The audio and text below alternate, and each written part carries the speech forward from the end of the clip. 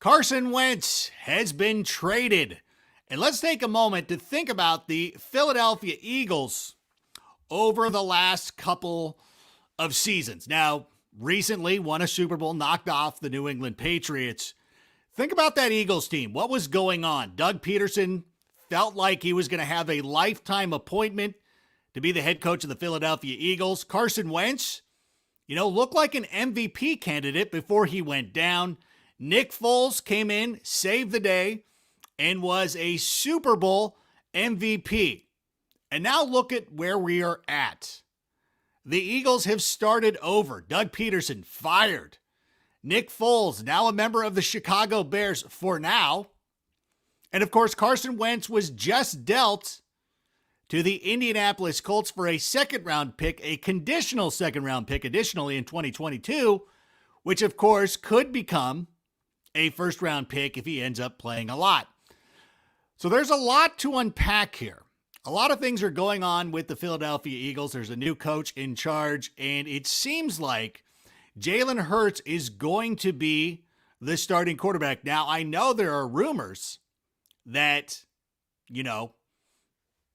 they could draft a quarterback. Howie Roseman's still in charge, so there's crazy things. Like, he is now the guy who has spent too much time at the bar. He's got a corporate card.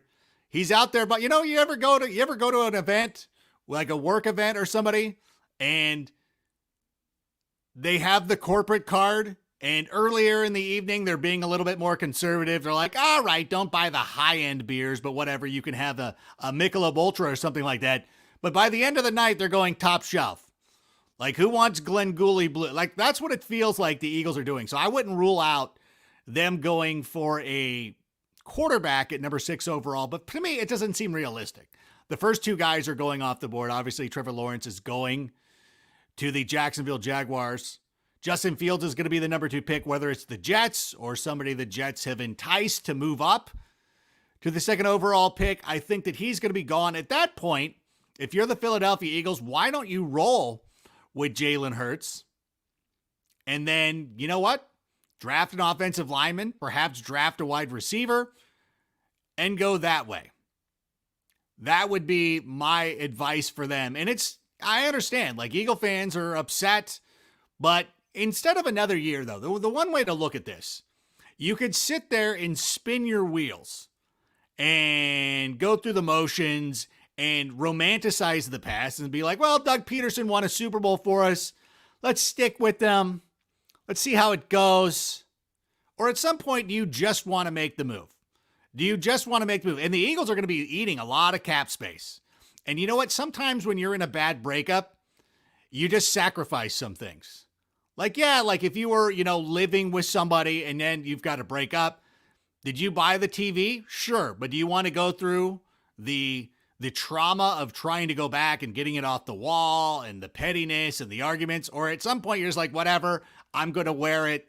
I'm leaving. I'll see you later. And I think that's exactly what the Eagles did here.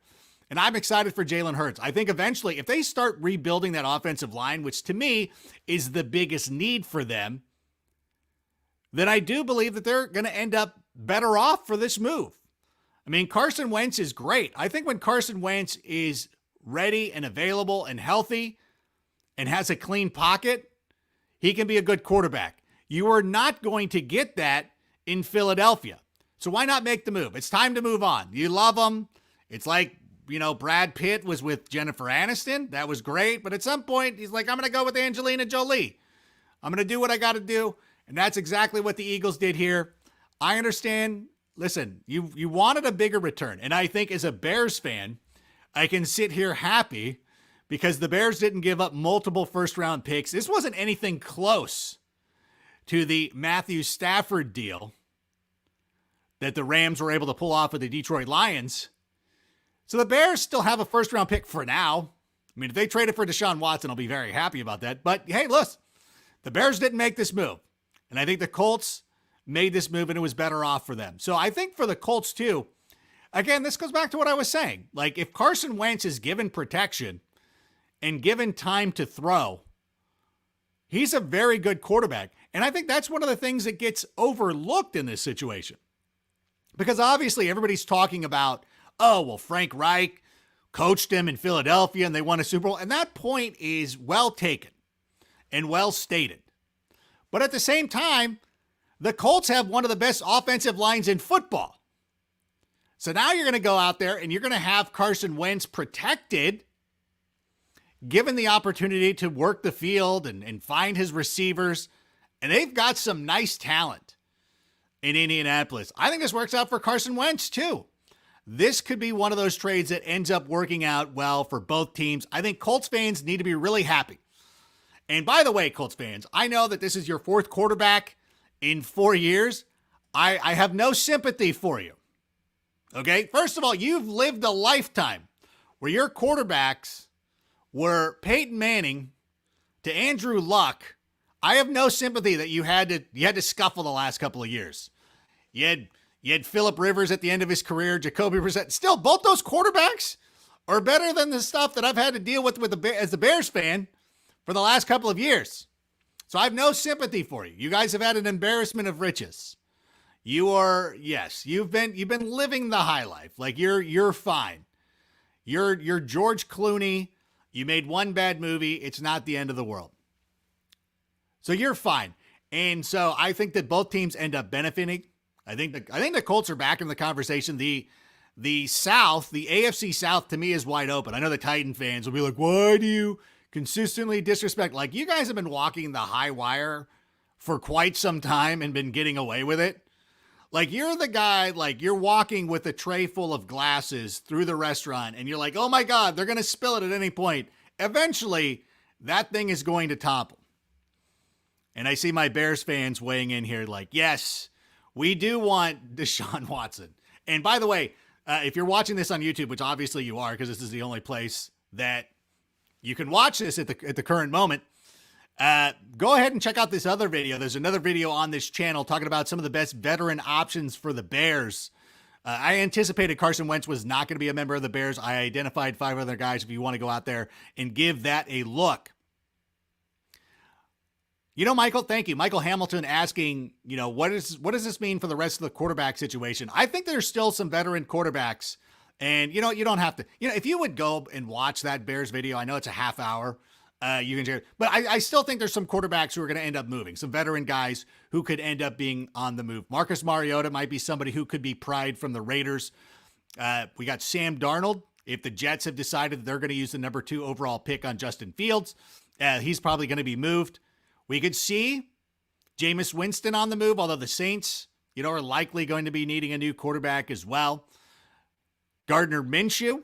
I know a lot of Bears fans are excited. I think we're split. I think there's some of us who love Marcus Mariota. I think there's some of us who love Gardner Minshew. So that'll be interesting to see. So I think there'll still be some quarterbacks. There's still some dominoes to fall. Of course, the draft is going to play a big part of it as well. Obviously, with the first 2 picks likely being quarterbacks. And, it's no guarantee. You think about from 2019 to 2017, none of those quarterbacks taken in the first round are still with their original team. Orlando Brown to the Bears. Love it. I would do that in a second. Yeah, that's one of the things for the Bears, too, is I think they need offensive line help as much as anybody.